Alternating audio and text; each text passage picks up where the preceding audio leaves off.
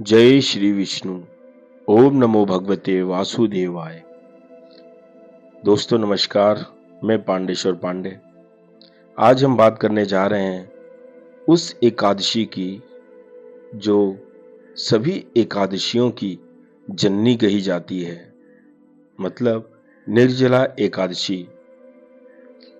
एक ऐसा व्रत जिसे करने मात्र से 24 एकादशियों का फल प्राप्त होता है।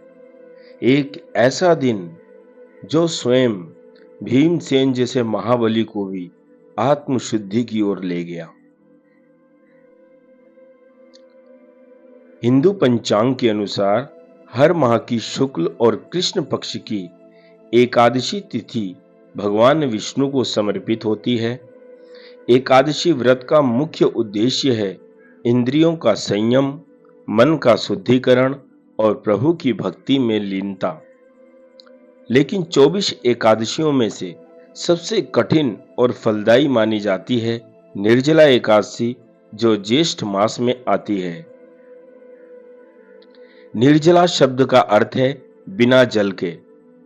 इस दिन उपवासी न केवल अन्न और फल का त्याग करता है, बल्कि जल तक नहीं पीता।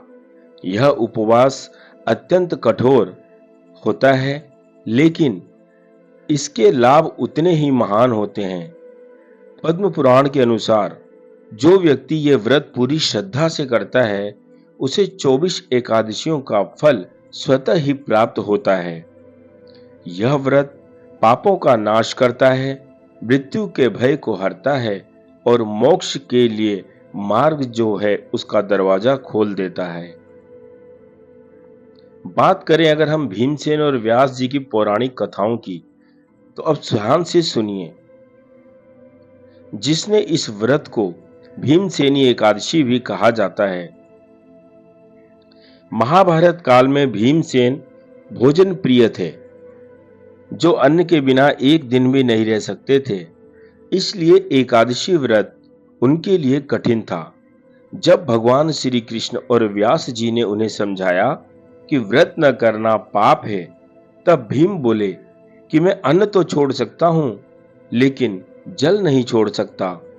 तब महर्षि व्यास ने कहा कि हे भीम, अगर तुम साल की सभी एकादशियां नहीं कर सकते, तो सिर्फ ज्येष्ठ शुक्ल एकादशी को बिना जल के उपवास करो। ये व्रत सारे व्रतों के बराबर है।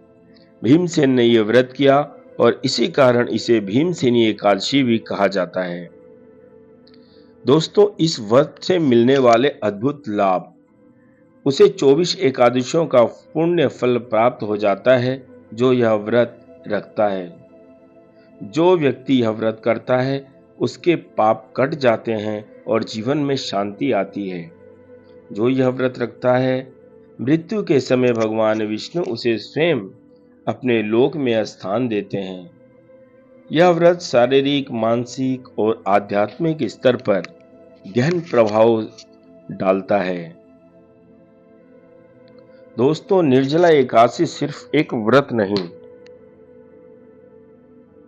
यह एक साधना है, संयम, त्याग और भक्ति का प्रतीक है। ये दिन अगर किसी को साल भर में एक भी व्रत करना हो, तो वो वही हो निर्जला एकादशी का व्रत। जय श्री विष्णु भगवान।